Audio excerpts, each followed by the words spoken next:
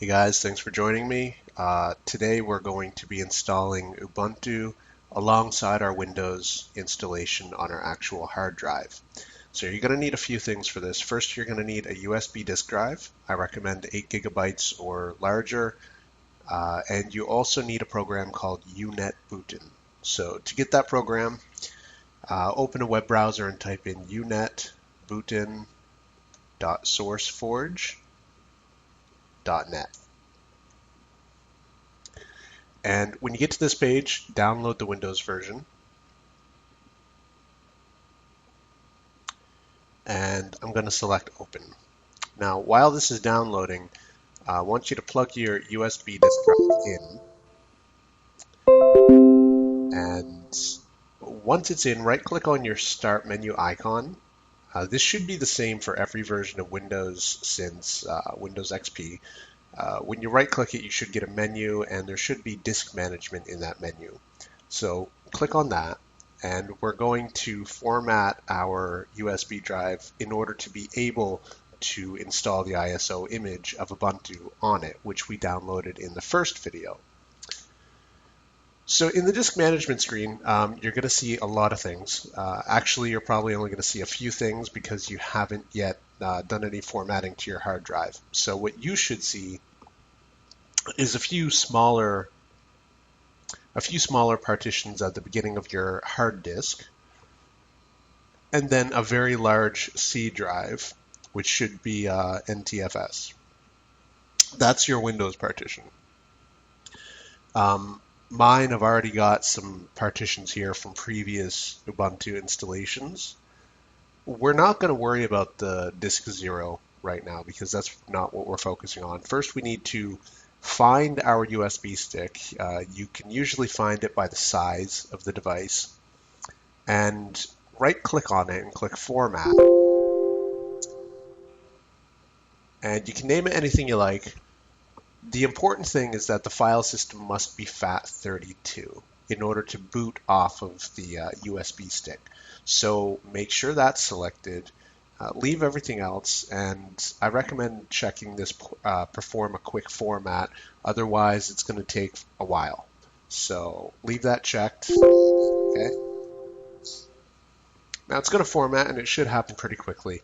And then what we're going to do is once it's done, you actually need to unplug it.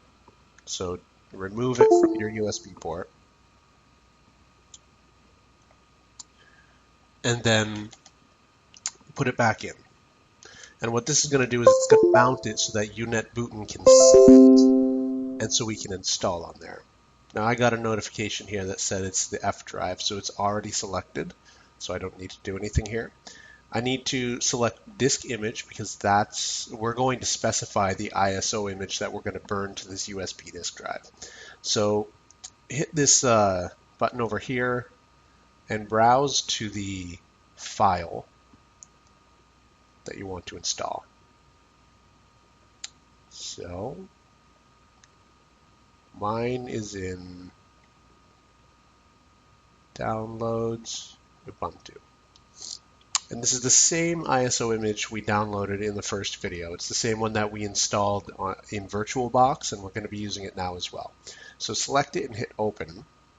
Now, if your drive is blank because you took the disk, the USB disk out and then put it back in, all you have to do is toggle this over to hard disk and then back to USB drive. It should find it. You should have a list here. Make sure you choose the appropriate one and then hit OK. Now it's going to start the burning process onto the USB disk, and this is going to take a little bit. It should take 5 minutes or so. I will be back when mine has successfully burned. So when it completes, you should see this screen, and it's going to prompt you to reboot now or exit. Now it's important that you do one thing before you reboot your computer. Windows has a feature called Fast Startup. And that's going to interfere with your ability to access the Windows drive. So we are going to need to repartition the Windows drive, so we need access to it from Ubuntu. Now, how Fast Startup works is basically when you shut down your computer, normally, your computer doesn't fully shut down. And so there's still things running, or at least a saved state. So it's like hibernation. So we need to change how that works. So what you're going to do is right-click on your battery icon and click Power Options. I'm going to go to Change Plan Settings here. And then on the bottom, click Change Advanced Power Settings. And that's not where we need to go at all. Sorry about that. Cancel it here. All right, here it is. So on the left-hand side, choose what the power button does, and then change settings that are currently unavailable. And this will allow us to change these settings down here. Now this should be checked unless you've manually turned it off already.